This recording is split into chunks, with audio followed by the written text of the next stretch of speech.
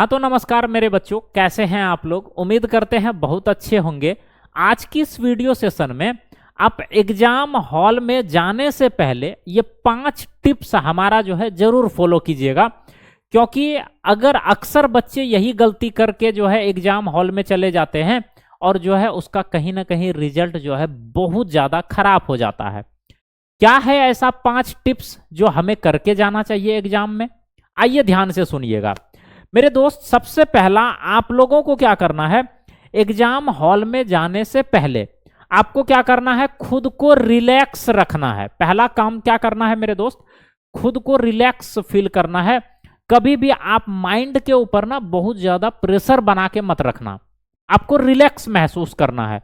तो पहला काम क्या करना है मेरे दोस्त, खुद को रिलैक्स रखें, खुद को रखें रिलैक्स। पहला काम तो ये करना है।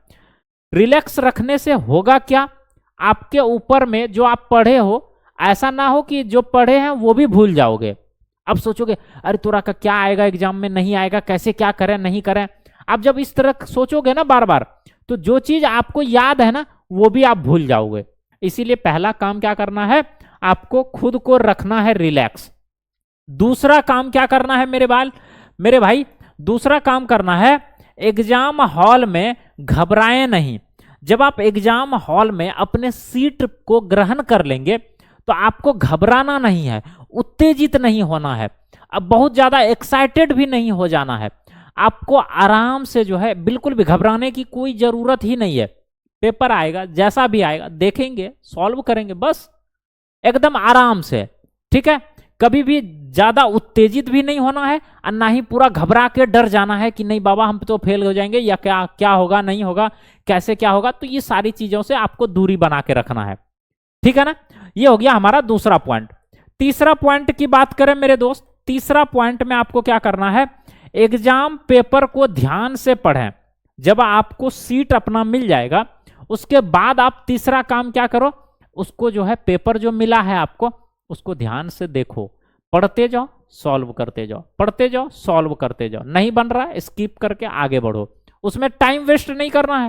हम पहले बता रहे हैं, टाइम वेस्ट करोगे तो फिर बर्बाद हो जाओगे। क्यों बर्बाद हो जाओगे, क्योंकि एक एक क्वेश्चन में तुम बार बार सोचोगे, माइंड तो आपका उलझ जाएगा, उसी में माइंड उलझ जाएगा तो अगला क्वेश्चन इजी भी आएगा ना, तो आपका माइंड पहले क्वेश्चन ही आपका खपन कर चुका होगा, माइंड पूरा इरिटेट हो जाएगा आपका। तो आप सेकंड क्वेश्चन इजी भी आएगा ना, उसमें माइंड आप नहीं लगा पाओगे। नहीं बन रहा है स्किप करो, आगे बढ़ो, अगला क्वेश्चन बना लो, फिर अगला बना लो, अगला बना लो, अगला बना लो। इस प्रकार से जो बनते जा रहा है उसको पहले जो है बनाते हुए निकल जाना है और एकदम सटीक वे में बनाते हुए निकल जाएंगे। तो हमें तो ये अंदाजा लग जाएगा ना कि हमको ये पता है, तो हम ये क्वेश्चन को सही सही बना के आ चुके हैं। अब उसके बाद फिर से बैक आना है, क्योंकि टाइम भी बचाकर आपको उसी एंगल से बनाते चलना है। अब फिर से पेपर को देखना है और जो क्वेश्चन छोड़े हैं उसके बाद हम उसमें दिलो जान से भिड़ेंगे और तब माइंड का यूज करेंगे, ताकि खराब भी होगा तो आगे चल के जो है जितना मेरा सही बनना था वो हम ऑलरेडी कर चुके हैं। अब हमको अगर पीछे से जा रहे हैं तो समझिए आप रिस्क लेकर बना रहे हैं वो क्वेश्चन। हो सकता है वो सही भी होगा, हो सकता है वो गलत भी हो जाए, ऐसा रिस्क हो जाता है उसमें। तो बिल्कुल भी उसको क्या करें, पहले एग्जाम पेपर को ध्यान से पढ़ें और जितना बनने वाला होता है उसको आप फटाफट फटाफट बनाते चले जाएं। ये हो गया तीसरा नंबर पॉइंट। चौथा नंबर पॉइंट मेरे बच्चों क्या आपको ध्यान रखना है, चौथा पॉइंट आपको ध्यान रखना है कि समय का सही प्रबंधन सीखें। मतलब समय का प्रबंधन कहने का मतलब क्या है, मतलब अगर मान लीजिए हम एक क्वेश्चन को सॉल्व किए और दूसरा क्वेश्चन में आए, पहला सॉल्व हो गया, हम 1 मिनट में पहला क्वेश्चन सॉल्व कर लिए या 2 मिनट में सॉल्व कर लिए, लेकिन तीसरा क्वेश्चन जो है ना बन ही नहीं रहा है। हमको अंदर से लग रहा है कि हम बना लेंगे लेकिन बन नहीं रहा है, और उसके चक्कर में हम जो है एक क्वेश्चन के जगह पे 10 मिनट गवा दिए। हम एक क्वेश्चन को बनाने के चक्कर में 10 मिनट बर्बाद कर दिए, तो कहीं ना कहीं 10 मिनट तक उसी क्वेश्चन में हम फंसे रह गए। समझने योग्य बातें हैं, 10 मिनट तक उसी क्वेश्चन में फंसते रह गए और दिमाग मेरा जो है ना पूरा का पूरा परेशान होते चला गया उसी क्वेश्चन को लेकर के। बस वहां से आपका जो है ना डाउनफॉल शुरू हो जाता है, बे यार बन नहीं रहा है, आगे इसी तरह का क्वेश्चन आएगा, क्या होगा नहीं होगा। तो आपको यही गलती करने से बचना है। इसीलिए सही जो है सही टाइम का भी प्रबंधन करने के लिए आपको सीखना बेहद जरूरी है, ताकि आप इस तरीके के क्वेश्चन से बच जाओ। दिमाग अभी रिलैक्स मोड में है, पहला क्वेश्चन बनाए, बन गया, दिमाग एकदम गदगद हो गया, बन गया क्वेश्चन। दूसरा क्वेश्चन नहीं बन रहा है, स्किप करते हैं उसको, बाद में देखेंगे इसको। अगला क्वेश्चन में आ गए, अगला क्वेश्चन बन रहा है, बना लो उसको अच्छे से। नहीं बन रहा है, स्किप करके रख दो उसको। अगले क्वेश्चन में चले जाओ, अगला क्वेश्चन बन रहा है, बिल्कुल बन रहा है, उसको अच्छे से आंसर लिख डालो, एकदम बन रहा है तो।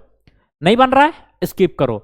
इस तरीके से जितना आपसे बन रहा है, आप एकदम टाइम में 1 मिनट 2 मिनट के अंदर में बनाते बनाते आप पार कर जाओ। फिर से बैक में आओ, अब फिर से उस क्वेश्चन में दिमाग लगाओ।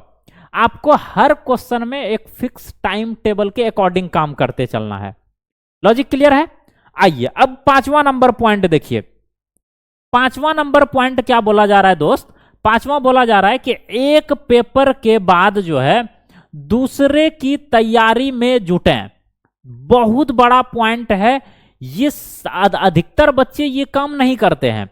अब आप मान लीजिए आपका 10th का पेपर खत्म हो गया, 12th का पेपर खत्म हो गया, तो आप क्या करोगे?